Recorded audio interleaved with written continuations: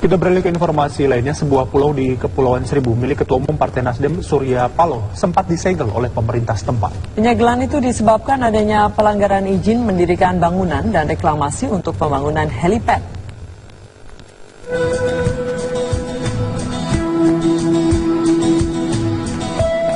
Pulau Kaliage Besar di Kepulauan Seribu yang merupakan milik Ketua Umum Partai Nasdem Surya Paloh sempat disegel oleh Dinas Tata Kelola Kepulauan Seribu. Penyegelan disebabkan adanya pelanggaran izin mendirikan bangunan akibat belum adanya izin reklamasi pantai di Pulau Kaliage Besar untuk pembangunan 2 buah helipad. Gubernur DKI Jakarta Basuki Cahayapurnama menegaskan pihaknya akan terus menindak tegas siapapun yang mendirikan bangunan tanpa izin. Ahok juga mengatakan pulau pribadi harus memiliki pajak yang lebih besar dari lahan biasa. Semua termasuk di Jakarta, seluruh rumah-rumah yang tidak ada INB, kami mulai datangin, kita bilang harus diurus izinnya dapat INB. Itu kenapa yang pribadi baru sekarang, Pak? Ya kamu tanya sama gubernur yang lama. Di Indonesia, pulau memang bisa dimiliki atau dimanfaatkan baik oleh pribadi maupun perusahaan dengan ketentuan mendapatkan izin pengelolaan dari pemerintah daerah setempat. Namun sayangnya, banyak alih fungsi kepulauan milik pribadi maupun perusahaan yang menyimpang jauh dari izin pengelolaannya.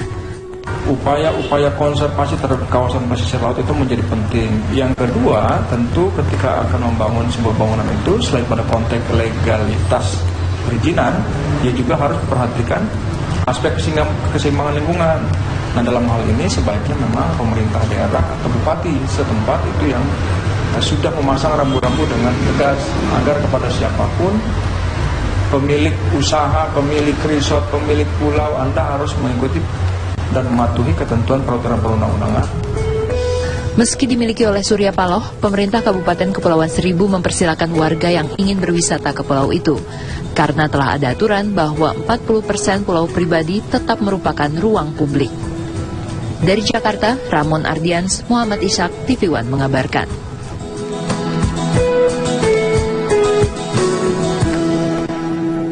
Kita ke informasi lain, 15 ruas tol mulai 1 November besok akan mengalami kenaikan. Ya, kenaikan tarif ini bervariasi antara 8 hingga 14%. Sesuai keputusan Menteri Pekerjaan Umum dan Perumahan Rakyat, mulai minggu besok, beberapa ruas jalan tol akan mengalami kenaikan. Dalam surat keputusan tersebut, Badan Usaha Jalan Tol BUJT menyesuaikan kenaikan tarif bervariasi antara 8 hingga 14%. Ke-15 ruas tol yang mengalami kenaikan tarif antara lain ruas tol Jagorawi, Jakarta Tangerang, tol dalam kota, tol lingkar luar Jakarta. Direktur Operasional Jasa Marga, Kristantio Prihambodo, mengatakan kenaikan tarif ke-15 tol disesuaikan dengan nilai inflasi selama 2 tahun di masing-masing area tol. Terkait dengan penyesuaian ini, tentu kami akan melakukan konsolidasi cara kerja dengan BUJT, apa yang harus dipersiapkan untuk lancarnya penyesuaian tarif ini. Sementara itu, Direktur Utama Marga Manggala Sakti atau MMS, Wiwik Santoso, tarif tol Tangerang Banten yang dikelola MMS mengalami kenaikan tarif sebesar 14,6%. Meski mengalami penyesuaian tarif, Wiwik mengaku hal tersebut tidak terlalu berpengaruh pada peningkatan pendapatan usaha akibat meningkatnya biaya operasional selama 2 tahun terakhir, disebabkan inflasi dan kenaikan upah tenaga kerja.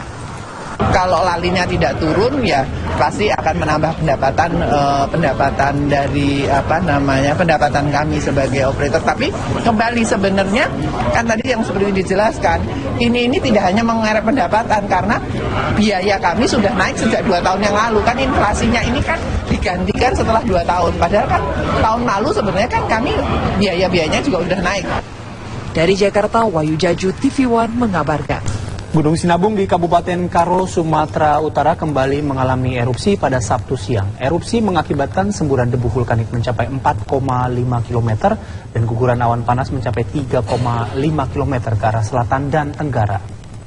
Erupsi Gunung Sinabung terjadi setelah adanya aktivitas kegempaan dalam suplai magma yang meningkat tajam. Debu vulkanik yang membumbung tinggi ke udara sempat membuat warga desa Perteguhan, Kecamatan Simpang 4 yang berada di radius aman Sinabung mengalami kepanikan. Menurut Badan Vulkanologi Posko Pengamatan Gunung Api Sinabung, masih tinggi aktivitas kegempaan ini menandakan bahwa Sinabung masih berpotensi mengalami erupsi kembali dalam waktu yang tidak bisa dipastikan.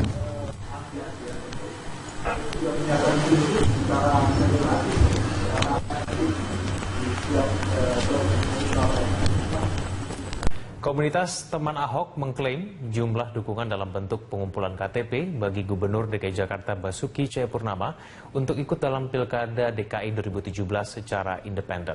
Jumlah suara kini sudah melampaui jumlah suara 3 parpol. Juru bicara Teman Ahok, Amalia Ayuning Tias, menyatakan sangat optimistis pada awal November nanti jumlah dukungan untuk Ahok dapat melampaui jumlah suara Partai Hanura, Demokrat, dan Golkar. Jumlah pengumpulan KTP untuk Ahok per 29 Oktober 2015 sudah mencapai 355.567. Rata-rata perolehan KTP harian sekitar 3.000 KTP. Bahkan perolehan dukungan KTP pada akhir pekan dapat mencapai 4.000 hingga 5.000 per hari. Pendukung Ahok optimistis perolehan KTP dapat melewati suara 3 partai politik tersebut. Pada Pileg 2014, perolehan Partai Hanura sebesar 357.007 suara.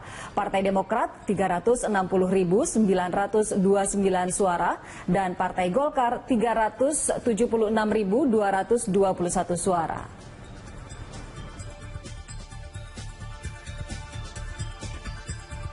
Yang namanya etika itu adalah contohnya yang mana memanusiakan warga Jakarta. Selama ini kita nggak pernah tahu kok APBD DKI kita tuh dipakai untuk apa. 70 triliun, 60 triliun itu uang yang besar. Kita membayar dengan uang pajak kita, jerih keringat kita. Kita tidak tahu di mana uang itu. Nah, Pak Ahok datang membuka itu, mentransparankan itu, dan dia berjuang untuk rakyat. Dia keluar, dia rela.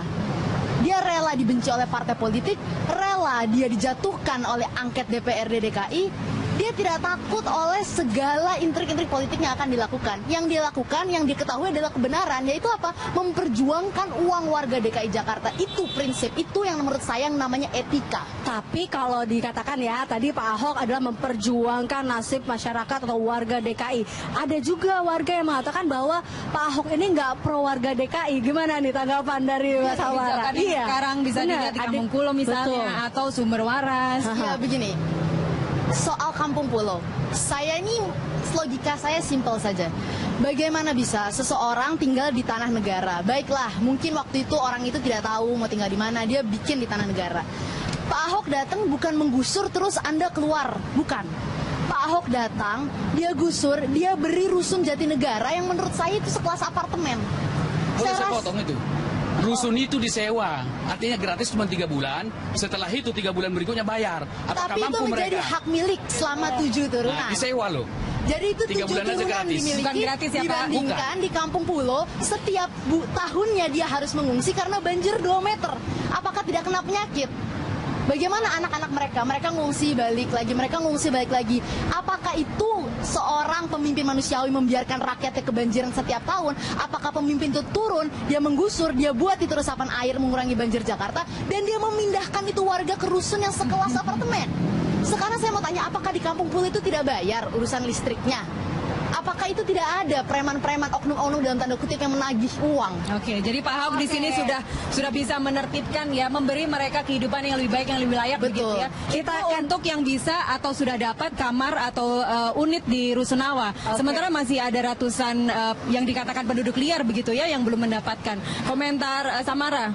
Saya rasa Pak Ahok itu orang yang sangat terbuka ya. Oke. Jadi begini, jika ada penduduk-penduduk liar yang kiranya dipersulit untuk tidak mendapatkan rumah, saya sering kok, ini simple aja, SMS ke Pak Ahok atau kirim email ke Pak Ahok, saya jamin itu dibalas. Nah, oke, berarti ada SMS, ada juga bisa langsung ngobrol sama Pak Ahok. Betul, tapi kita lihat nih, ini juga karena kita akan melihat langsung dari Posko Teman Ahok. Ini juga salah satu kita bisa lihat adalah dari komunitas pendukung Ahok juga ya, ini. Betul. Oke. Oke, kita akan bergabung bersama Sila Dauhan. Ya, silakan laporan Anda.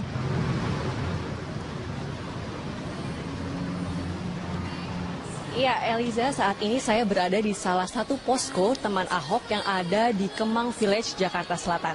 Dan di sini Anda bisa melihat bahwa salah satu cara untuk mendukung Ahok untuk maju kembali sebagai Gubernur DKI Jakarta pada Pilkada tahun 2017 ini adalah dengan memberikan suara Anda lewat dukungan kepada Ahok dengan cara memberikan fotokopi KTP Anda sebagai warga Jakarta dan mengumpulkannya di posko-posko yang telah disediakan oleh teman Ahok ini. Dan memang komunitas ini merupakan komunitas relawan di mana ada sekitar puluhan relawan yang bersedia untuk mengumpulkan suara para warga DKI Jakarta untuk mendukung Ahok untuk maju kembali dalam Pilkada tahun 2017. Dengan mendukung ini artinya para komunitas yang ada teman Ahok ini, maksud kami, harus mengumpulkan sebanyak 1 juta suara hingga bulan Juli tahun 2016.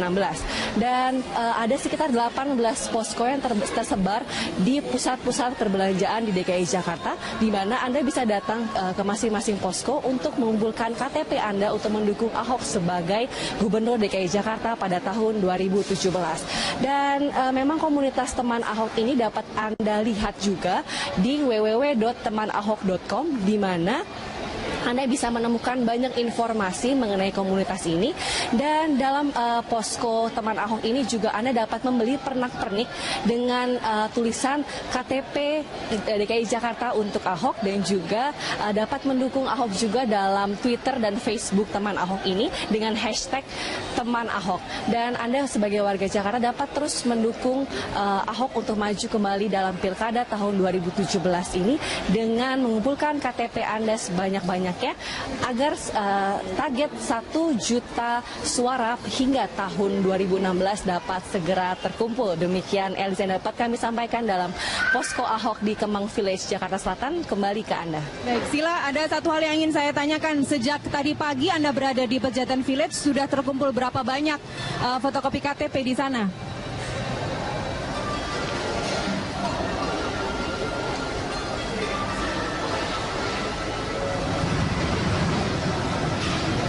Oke. Iya, sepertinya kita terputus dengan Priscila Dauhan melaporkan langsung dari Pejaten Village Jakarta Selatan. Elisa, ini tidak hanya ada di satu mall aja ya, banyak mall-mall yang di Jakarta yang ada booth-booth untuk mengumpulkan iktp. Iya, ini terkait dengan atau banyak booth yang terkait dengan posko teman Ahok ini ya. Betul. Mungkin kita akan membahasnya terkait posko teman Ahok nanti bersama Samara, tapi saya masih agak penasaran dengan apa yang tadi kita bahas ya. Atau posko teman Ahok ini juga sama, kalau saya ingat pada zaman pemilihan Gubernur DKI waktu zamannya Bapak Jokowi hampir sama.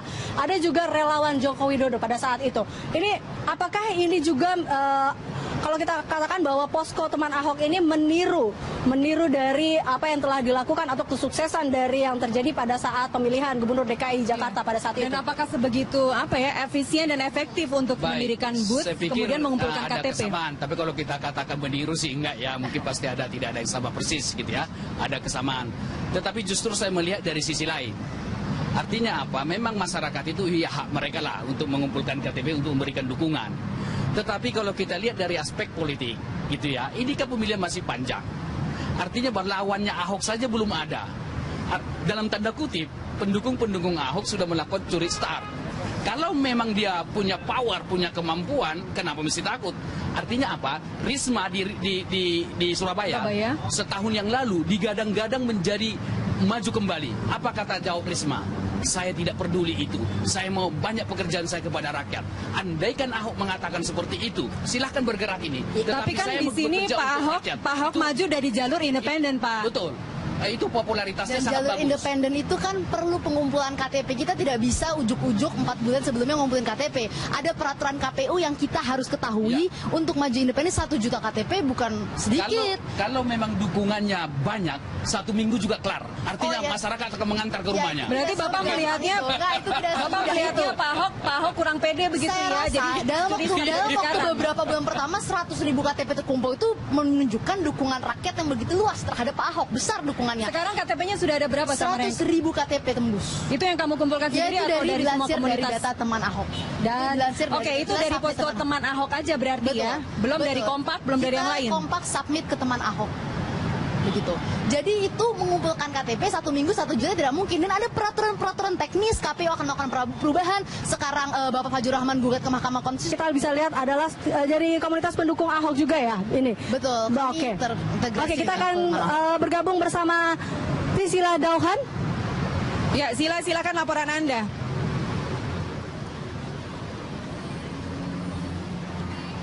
Ya, Eliza, saat ini saya berada di salah satu posko teman Ahok yang ada di Kemang Village, Jakarta Selatan.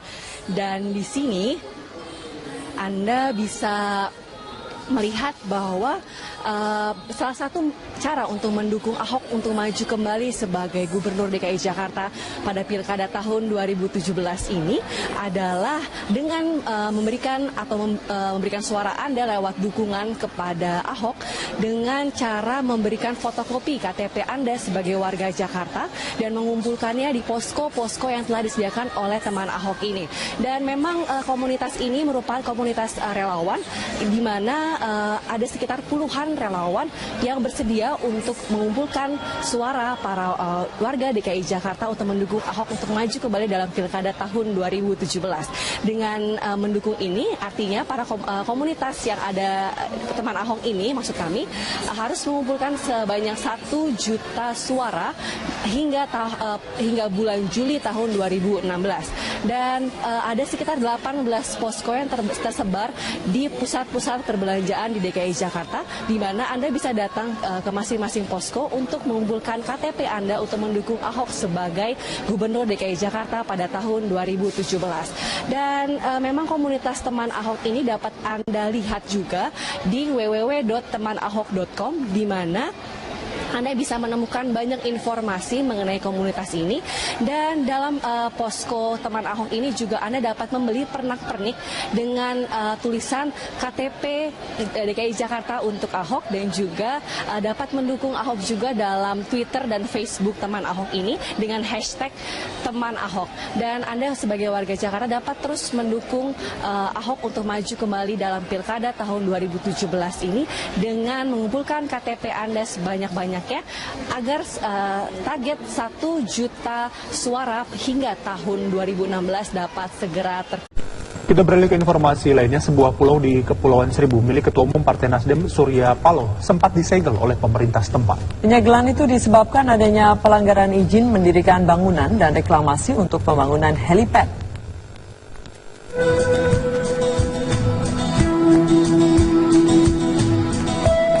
Pulau Kaliage Besar di Kepulauan Seribu yang merupakan milik Ketua Umum Partai Nasdem Surya Paloh sempat disegel oleh Dinas Tata Kelola Kepulauan Seribu. Penyegelan disebabkan adanya pelanggaran izin mendirikan bangunan akibat belum adanya izin reklamasi pantai di Pulau Kaliage Besar untuk pembangunan 2 buah helipad. Gubernur DKI Jakarta Basuki Cahayapurnama menegaskan pihaknya akan terus menindak tegas siapapun yang mendirikan bangunan tanpa izin. Ahok juga mengatakan pulau pribadi harus memiliki pajak yang lebih besar dari lahan biasa. Semua termasuk di Jakarta, seluruh rumah-rumah yang tidak ada IMB kami mulai datangin. Kita bilang harus diurus izinnya dapat IMB. Itu kenapa yang pribadi baru sekarang, Pak? Ya, kamu tanya sama gubernur yang lama. Di Indonesia, pulau memang bisa dimiliki atau dimanfaatkan baik oleh pribadi maupun perusahaan dengan ketentuan mendapatkan izin pengelolaan dari pemerintah daerah setempat. Namun sayangnya, banyak alih fungsi kepulauan milik pribadi maupun perusahaan yang menyimpang jauh dari izin pengelolaannya. Upaya-upaya konservasi terhadap kawasan pesisir laut itu menjadi penting. Yang kedua, tentu ketika akan membangun sebuah bangunan itu, selain pada konteks legalitas perizinan, dia juga harus perhatikan aspek keseimbangan lingkungan. Nah, dalam hal ini sebaiknya memang pemerintah daerah atau bupati setempat itu yang sudah memasang rambu-rambu dengan tegas agar kepada siapapun pemilik usaha, pemilik resort, pemilik pulau, Anda harus mengikuti dan mematuhi ketentuan peraturan perundang-undangan. Meski dimiliki oleh Surya Paloh, pemerintah Kabupaten Kepulauan Seribu mempersilakan warga yang ingin berwisata ke pulau itu. Karena telah ada aturan bahwa 40% pulau pribadi tetap merupakan ruang publik. Dari Jakarta, Ramon Ardians, Muhammad Ishak, TV One mengabarkan. adanya aktivitas kegempaan dalam suplai magma yang meningkat tajam. Debu vulkanik yang membumbung tinggi ke udara sempat membuat warga desa Perteguhan, Kecamatan Simpang 4 yang berada di radius aman Sinabung mengalami kepanikan. Menurut Badan Vulkanologi Posko Pengamatan Gunung Api Sinabung, masih tinggi aktivitas kegempaan ini menandakan bahwa Sinabung masih berpotensi mengalami erupsi kembali dalam waktu yang tidak bisa dipastikan.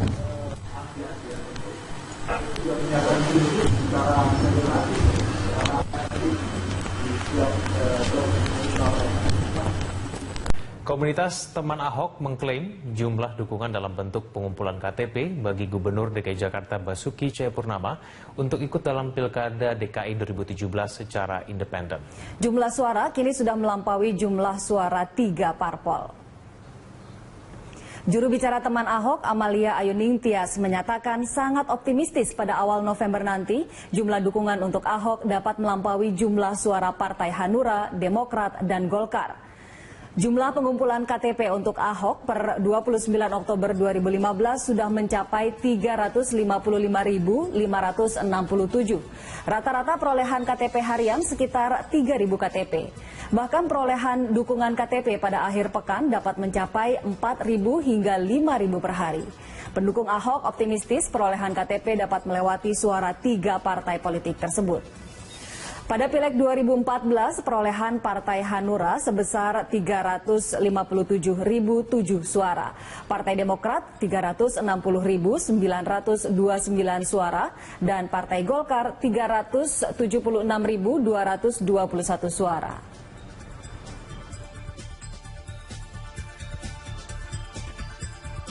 Yang namanya etika itu adalah contohnya yang mana memanusiakan warga Jakarta.